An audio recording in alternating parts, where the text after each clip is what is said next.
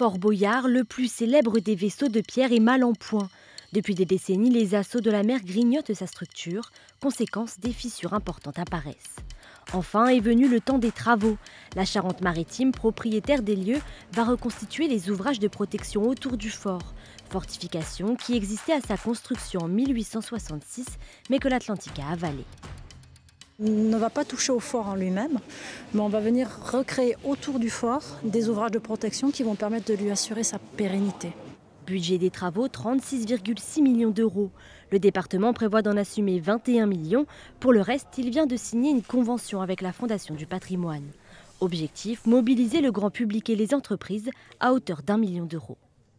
La générosité des Français ne se tarit pas, au contraire, elle augmente d'année en année. Alors on va essayer de les inciter à donner, de choisir aussi pour ceux qui payent leur impôt, d'affecter une partie de leur impôt à un projet, en l'occurrence ici à Fort Boyard. Des dons qui vont sûrement reposer sur les téléspectateurs de l'émission d'aventure éponyme, car le fort lui doit sa notoriété depuis 35 ans. Le chantier, lui, ne devrait pas empêcher les tournages. On a déjà prévu des réunions de travail pour s'accorder sur les jours où eux sont les plus susceptibles d'intervenir par rapport à nous, les jours où on tourne.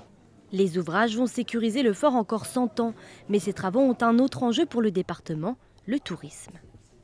Vous voyez en fait tous les bateaux qui sillonnent autour du fort chaque été sont des milliers de personnes qui ont l'occasion de regarder le fort mais qui n'ont pas la possibilité d'entrer à l'intérieur du fort. Donc effectivement ça va être un pôle d'attractivité majeur pour notre département.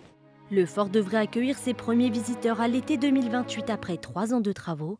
Pour le moment, aucune restauration n'est prévue pour l'intérieur qui lui aussi subit les affres du temps.